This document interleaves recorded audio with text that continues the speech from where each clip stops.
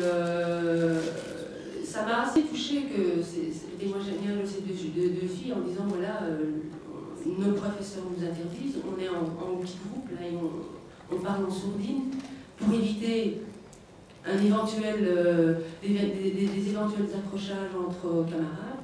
Mais est-ce que c'est pas là justement où on pourrait apaiser ces conflits et amener à la réflexion pour justement ne pas réagir comme on voyait et comme Madame a souligné, des réactions comme ça, des réactions directes et radicales avec des propos tout à fait inconsistants et déconstruits.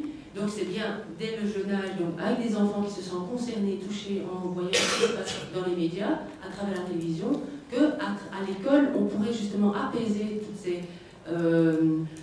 ces incompréhensions de part et d'autre. Et alors je me dis, bon, je sais qu'il y a eu un groupe de juifs et arabes dont j'ai été dans une association, un groupement de jeunes juifs et arabes qui ont déposé un projet dans les écoles pour essayer de parler de ces conflits. Et c'est vrai que les autorités, enfin les directions d'école n'ont pas souvent accepté. Je pense aussi que Béatrice, elle va en parler, elle a voulu aller dans les écoles et ça n'a pas été pris en considération, en tout cas, ils n'ont pas voulu que des témoignages. Enfin, tu vas en parler. Donc, moi, c'est ce que je pose, et peut-être c'est Hassan qui pourra y répondre, ou M. Azi.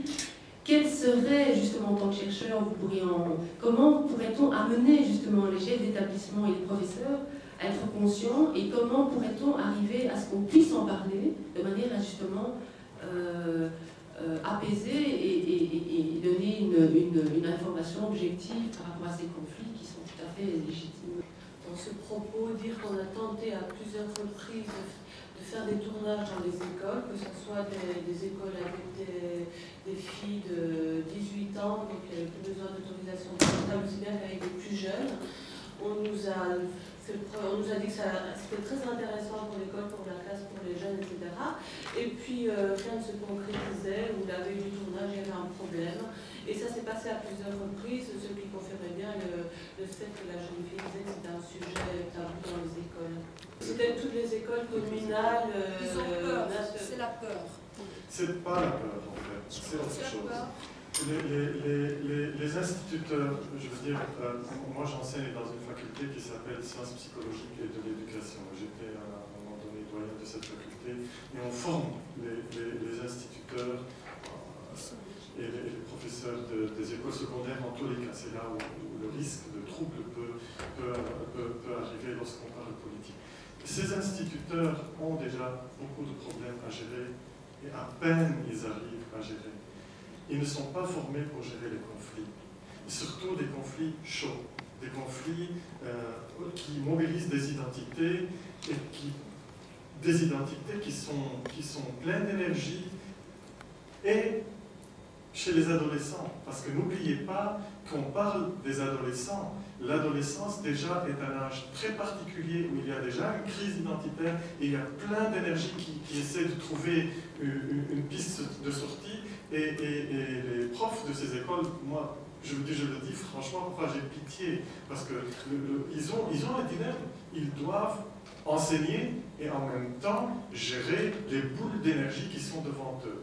Des jeunes qui sont en découverte de la vie, en découverte de plein de choses, en même temps que ce qui les ennuie, donc le contenu de l'enseignement.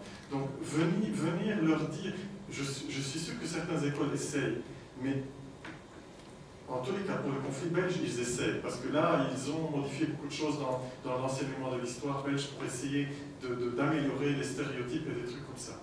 Mais pour un conflit qui est chaud et violent et qui mobilise les émotions, je crois qu'ils ne sont pas équipés. Pas encore.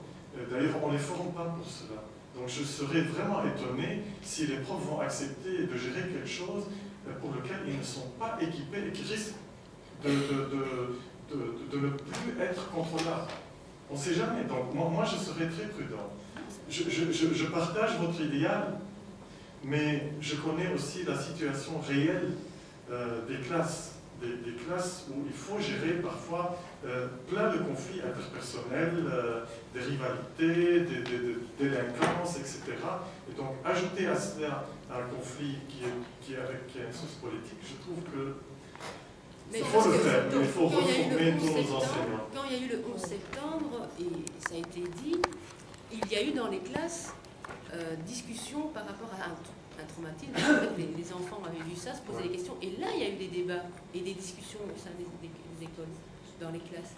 Donc je me dis, est-ce qu'on peut comparer ou pas? Enfin, moi je m'interpelle. Hein, Moi je peux vous dire que j'y vais très fréquemment dans les écoles, je fais beaucoup d'animation dans les écoles, la première chose qu'il faut dire, c'est que ces questions-là, et particulièrement la question de la violence, elle est omniprésente dans le vécu des jeunes. Ça je peux vous le dire parce qu'on a fait un travail, et je pense que l'ouvrage le résultat de ce travail est là. On a rassemblé plus de 1500 témoignages de jeunes avec ma collègue Malika Madi. Et on voit vraiment que des questions de violence, qu'elles soient sur le plan international ou des violences plus interpersonnelles au niveau plus local, elles troublent les jeunes et ils ont très peu de points de référence pour pouvoir les affronter.